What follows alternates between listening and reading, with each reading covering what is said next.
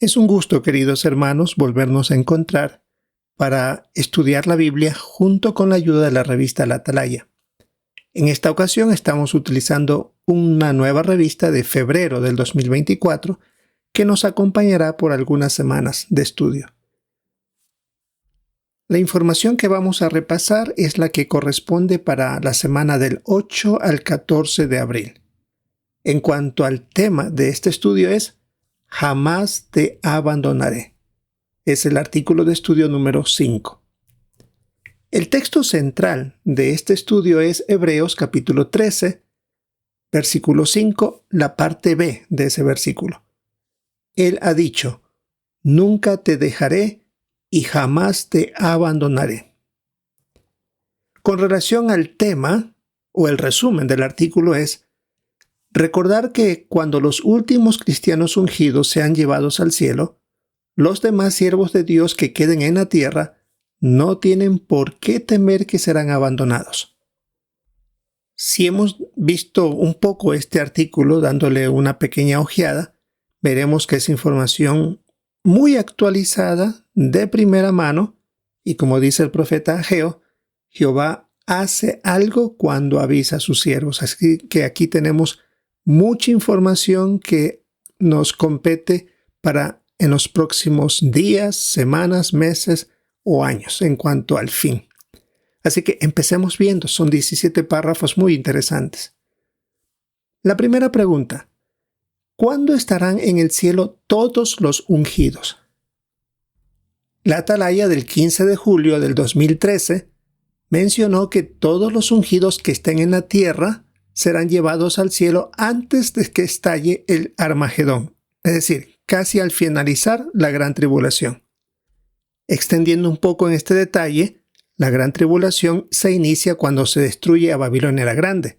Viene un periodo de persecución contra el pueblo de Dios, que es muy poco, y antes de que Jehová intervenga en Armagedón, es decir, la parte final de la gran tribulación, es donde los ungidos son llevados inmediatamente al cielo. En Mateo 24:31 dice que enviará a sus ángeles a reunir sus escogidos. Se cumplirá eso poco tiempo antes de Armagedón. Veamos el párrafo 2.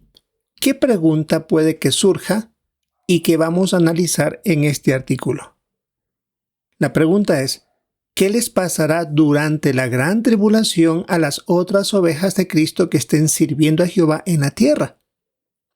Y para esto, vamos a analizar que no hay razones para temer que nos vamos a sentir perdidos o abandonados cuando nuestros hermanos ungidos ya no estén en la tierra en esa parte antes de que surja el Armagedón. Por eso vamos a analizar el primer subtítulo, lo que no va a pasar. Párrafos 3 y 4. ¿Qué puede que algunos se pregunten y por qué? Es posible que algunos piensen que las otras ovejas se van a alejar de la verdad, ya que los miembros del cuerpo gobernante no estarían en la tierra. Un posible ejemplo para pensar en eso puede ser cuando el sumo sacerdote Jehoiada estuvo vivo y él ayudó, protegió al niño Jehoás, que después se convirtió en el rey, y él fue fiel a Jehová mientras Jehoiada estaba vivo. Pero cuando murió, empezó Jehoás a hacer cosas malas, a dejarse influenciar por otros y a hacer cosas malas. Otro ejemplo en el que se puede pensar es el del apóstol Juan, que mientras él estuvo vivo fue una buena influencia para muchos cristianos de esa época, porque les ayudó a ser leales. Pero cuando él murió, la apostasía se extendió como un virus y en poco tiempo la congregación cristiana se contagió de esta. Esto nos lleva a la pregunta 5. ¿Qué conclusiones no deberíamos sacar de estos dos relatos? Que no necesariamente sucederá lo mismo que en estos dos ejemplos que hemos mencionado. Tenemos fuertes razones para saber que las otras ovejas seguirán sirviendo fielmente a Jehová y estarán bien atendidas aunque no estén los ungidos en la tierra. Veamos el siguiente subtítulo. La adoración pura no se contaminará. Párrafo 6. ¿Qué 3 periodos de tiempo vamos a analizar? Primero, la época del antiguo Israel. Segundo, el periodo posterior a la muerte de los apóstoles. Y tercero, los tiempos de la restauración de todas las cosas, es decir, nuestros días. Párrafo 7. ¿Por qué no debían desanimarse los israelitas fieles cuando la nación de Israel y sus reyes hicieron cosas malas? Porque se habían dado advertencias. Moisés había advertido que muchos actuarían con maldad. Esto según Deuteronomio 31:29. También les advirtió las consecuencias si se rebelaban, que eso aparece en Deuteronomio 28. Muchos reyes durante siglos decidieron desobedecer a Jehová, y el pueblo lamentablemente siguió sus pasos. Jehová, ¿qué tuvo que hacer? Cumplir lo que se les había advertido, castigar a todos los desobedientes. Y aunque parezca extraño, pero el cumplimiento de todas estas palabras fue lo que les permitió a los israelitas fieles recibir el ánimo, porque se estaba cumpliendo lo que se había dicho. Párrafo 8. ¿Por qué no debería sorprendernos que la congregación cristiana del siglo II se corrompiera? Porque Jesús había hablado de una apostasía, una gran apostasía, como está registrado en Mateo 7, en Mateo 13. Además, Pablo, Juan, Pedro, todos ellos confirmaron que se había iniciado esta gran apostasía. Así que después de la muerte del último apóstol, se cumplió lo que se había dicho. Por lo tanto, no había que sorprenderse de eso. Veamos el párrafo 9. ¿En qué se diferencia nuestra época de las dos que hemos visto en los párrafos anteriores? Que hoy vivimos en los últimos días y según la Biblia se inició otro periodo que es más largo y más importante, que se llama los tiempos de la restauración de todas las cosas. Eso aparece en Hechos capítulo 3, versículo 21.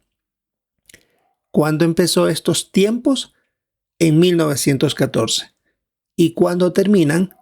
No al final de los 1000 años. Dice aquí, cuando la humanidad alcance la perfección. Eso es antes de finalizar los 1000 años, porque recuerde que después será la prueba final cuando esté terminando los 1000 años. Por lo tanto, ya los seres humanos tienen que ser perfectos tiempo atrás. Otro indicativo es que la tierra sea un paraíso. Así que este es un periodo extenso de muchos cientos de años y Jehová es el que determina su duración total. Y en la parte final de este párrafo 9 se menciona cuáles fueron esas cosas que se restauraron. Primero, el reino. Jesús empezó a reinar en el cielo en representación de Jehová como el heredero del fiel rey David. Pero también se restauró la adoración pura. Dos detalles, y vamos a ver entonces ahora estos en el párrafo 10. La parte A. ¿Qué predice la Biblia sobre la adoración pura en nuestros días? Aquí tenemos que leer Isaías capítulo 54 y el versículo 17. Ningún arma que fabriquen contra ti dará resultado, y condenarás cualquier lengua que te acuse en un juicio. Este es el legado de los siervos de Jehová, y la justicia de ellos proviene de mí, afirma Jehová. Volviendo a la pregunta, ¿qué predice la Biblia sobre la adoración pura en nuestros días? Como leímos en el texto, que ningún arma que se forme contra el pueblo de Dios dará resultado. Además, en Isaías 54, 13 y 14 indica que habrá abundancia de enseñanza hacia el pueblo de Dios. Así que son parte de esta restauración y como este pueblo de Jehová, pues seguirá avanzando a pesar de los obstáculos que quieran presentarse. La parte B del párrafo 10. ¿Por qué nos anima lo que se predice en Isaías? Porque es interesante, como menciona el párrafo, que demuestra que ni siquiera Satanás tiene el poder de detener la obra de educación bíblica que recibe el pueblo de Jehová. Por más que utilice lo que sea, no se detiene. Y la adoración pura ha sido restaurada y nunca más será contaminada. Veamos ahora el subtítulo, lo que sí va a pasar. Párrafo 11. ¿Por qué estamos seguros de que la gran muchedumbre no quedará abandonada cuando todos los ungidos estén en el cielo? Basándonos en Mateo 23:10, debemos recordar que Jesús es nuestro pastor y cabeza de la congregación cristiana y, como se indica el texto, nuestro líder. Por lo tanto, Él no va a descuidar a lo que Él le corresponde hacer. No sabemos exactamente lo que Cristo hará en el momento que no haya ungidos en la tierra, pero sí estamos seguros que no los va a descuidar. Ahora revisamos el párrafo 12, la parte A. ¿Cómo cuidó Jehová a su pueblo después de la muerte de Moisés? Cuando Moisés murió antes de entrar a la tierra prometida, Jehová ya había preparado al pueblo para seguir adelante sin Moisés. Mientras Moisés estuvo vivo, se nombró a Josué como el siguiente líder, quien había sido capacitado por muchos años por este mismo hombre. Además, habían otros hombres de experiencia que dirigían a la nación, que según Deuteronomio eran jefes de 1000, jefes de 100, jefes de 50 y hasta de 10. Así que ya al pueblo se lo había preparado para que en el momento que Moisés no está, todo siga funcionando normalmente. Veamos la parte B del párrafo 12. ¿Cómo lo hizo después de que Elías se fue a servir a otro lugar? Igualmente, cuando Jehová decidió enviar a Elías a otro lugar, después de haber servido muchos años a los israelitas, no se quedaron solos, porque Eliseo había sido capacitado por el mismo Elías ya por muchos años. Además, habían los hijos de los profetas, que de alguna manera ellos estaban organizados y podían dirigir al pueblo de Dios junto a Eliseo. Como dice al final del párrafo, siempre hubo muchos hombres fieles, no solo uno, muchos hombres fieles que ayudaron a dirigir al pueblo de Dios. Así que Jehová seguía cumpliendo en proteger a su pueblo. Sin duda son detalles interesantes. Y tenemos aquí las imágenes. En el lado izquierdo se menciona cómo Moisés preparó a Josué y por supuesto el pueblo sabía quiénes iban o quién iba a dirigir en el caso de que Moisés no esté. Y en el caso de Elías también se lo capacitó para ocupar su lugar en cualquier momento que Elías no esté, así que Eliseo lo iba a reemplazar. Revisemos ahora el párrafo 13. ¿Qué nos asegura Hebreos 13:5, la parte B? Y debemos ver también las imágenes.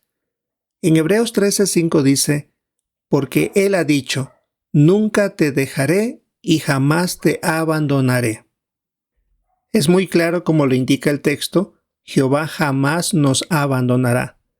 Es por eso que el cuerpo gobernante ha estado capacitando a hombres que son de las otras ovejas para que dirijan la obra ya en este tiempo. Y aquí se mencionan algunos como, por ejemplo, preparar a los superintendentes de circuito, las escuelas para capacitar ancianos, para miembros de sucursal, para superintendentes de Betel, y también se ha preparado de manera especial a los ayudantes de los comités del cuerpo gobernante, que ya están ellos atendiendo por mucho tiempo estas responsabilidades tan especiales.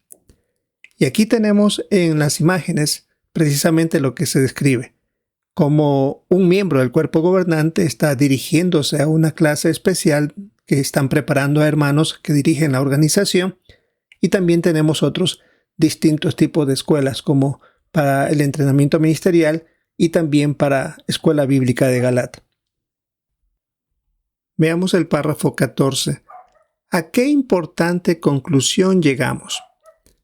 Es un resumen, que los ungidos serán llevados al cielo al final de la gran tribulación, antes de que empiece Armagedón. Con la ayuda de Jesucristo seguirán activos a pesar del ataque de las naciones hostiles, refiriéndose al pueblo de Jehová.